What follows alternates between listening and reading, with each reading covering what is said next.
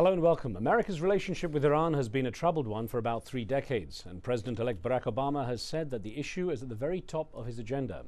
He says his approach will be diplomatic and not just military, although the right-wing lobby in the United States has been urging the use of more sticks and less carrots, worried that Iran's nuclear program could be used to create weapons.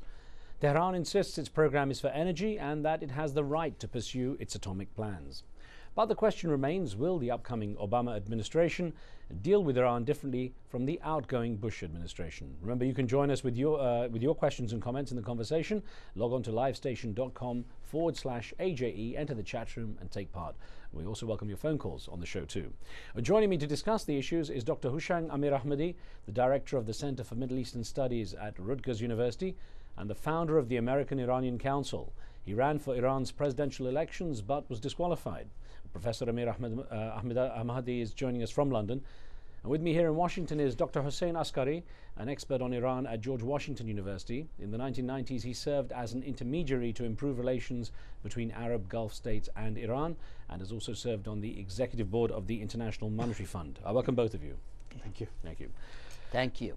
Dr. Amir Ahmadi, if I could start with you, sir, there in London and ask that, while campaigning, Barack Obama discussed the idea of talking to Iran and to engage without preconditions, as he put it.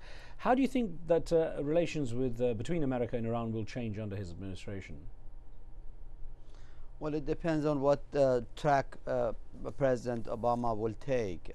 My hope is that it will be a completely new approach to Iran, and I mean by that a break from the past approaches. See, the assumption in Washington is that you can fine-tune the U.S. policy toward Iran by adding a little bit to the stick or a little bit to the carrot. That's a complete misunderstanding of what Tehran is after, or Tehran could be persuaded to do anything. I believe as long as the U.S. administration does not do a complete conceptual and procedural change in its approach to Iran, I don't think that Mr. Obama will get anywhere. Okay, well, let me get Dr. Askari in the conversation here. For you. Thank you. I'll just let me ask you, sir, then how do you think that the tough direct presidential diplomacy, as Barack Obama calls it, will go down with Tehran? Well, I don't think that there can be... It is. Sorry, Dr. Amir Ahmadi, this is for Dr. Askari here in the studio. I don't think that there can be a completely a new approach to dealing with Iran. If you look at it, you have a Secretary of State who is going to be Mrs. Clinton. It is very clear that he's going to be appointing an ambassador to look at Arab-Israeli relations, and maybe one for Iran, and maybe one for India and Pakistan. And the people that have been mentioned are very well known: Dennis Ross, Martin Indyk, and Richard Holbrooke. And so you have a cast that is really a holdover from the past. So I think the most Mr. Obama can do is to say, I'm willing to talk to Iran, but I don't think that there'll be this break from the past that people are expecting. Dr. Askari, how do you think that that Hillary Clinton will be received? Well, I think that Mrs. Clinton also, if you look back at the time of her husband, when he was the President of the United States had chance after chance to have rapprochement with Iran. And I think under the Clinton administration, what basically happened in the case of the sanctions, the two most important ratcheting up of the sanctions occurred under President Clinton. One was ILSA in 1996, the Iran-Libya Sanctions Act. And then he also decided that Iranian oil could not be even indirectly sold to the United States. And he also did not allow the Conoco deal to go through, which was the major exploration activity for an American oil company in Iran since the revolution. So it's anybody's guess, but I don't think that it's going to be, it's not going to be a walk in the park. Okay. It really isn't. Dr. Amir Ahmadi, if I could ask you why Iran has been so sort of reserved in response to Barack Obama's election, when the rest of the world seemed to be celebrating and sort of looking to the end of what they consider to be a very difficult Bush administration. Well, President Ahmadinejad sent a congratulating memo to Mr. Obama, and obviously the man is still waiting to get a response. But in the meantime, also, they got very disappointed with the appointments that Mr. Obama made to the various bodies that deal with Iran, or directly or indirectly, from the national security to foreign ministry and the rest. So somehow Tehran got the impression that the change Mr. Obama has been talking about does not apply to U.S.-Iran relations, and that the past will continue. But then again, as I said, unless there is a break from the past, there will be no development in U.S.-Iran relations, and I think I could even say the situation will get worse. Okay. And I do agree with Mr. Asghari that given the appointments, the hope isn't all that good. Well, let's get a call in on the line here. We've got Munzer on the line from San Francisco. What would you like to ask, Munzer?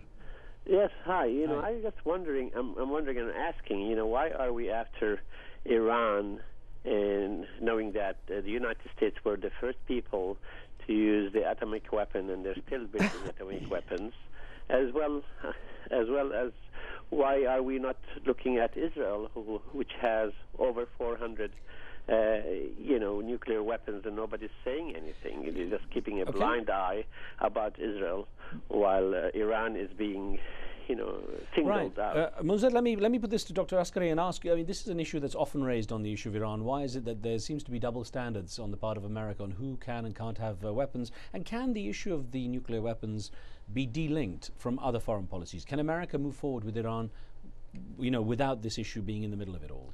Well, I think that there really are several parts as an answer. I think, in my opinion, my reading that very short document called the NPT, Iran has the right to enrich uranium. There's absolutely no ifs and buts about that. I think that the only thing that Iran can be accused of is that it was not totally open with the IAEA in what it was doing. Now, of course, when you look at it from the Iranian perspective, their answer is very clear. If we had been initially very, very open before we got our act together, we would have been bombed right there and then. And so they say that they had no choice to do this. So they have basically got onto the enrichment ladder. Now, at the same time, I think when you look at this and you ask yourself, well, is Iran developing a bomb? The United States and others say, well, that's not really the important issue, although that's what they claim. But they say as long as Iran knows how to really enrich weapons-grade uranium, that's enough. Now, really, to me, I think that's an obsession that the United States has with Iran being able to achieve that, because there is no proof that Iran is trying to develop a bomb. Okay. And so I think that they should be able to disassociate the two. In terms of response, let me get Dr. Amir Ahmadi in here and ask you, sir, to answer an email that came in from Sydney, Australia. And S. Anoma, a regular viewer, wrote in on this issue and said, the Obama administration's relations with Tehran will have to be a change from that of the Bush administration. Can they talk tough when they cannot finance any threat or invasion of Iran in the current economic climate? Now, it's an interesting point, but can America even afford to threaten Iran with military action, considering the economics of the country right now?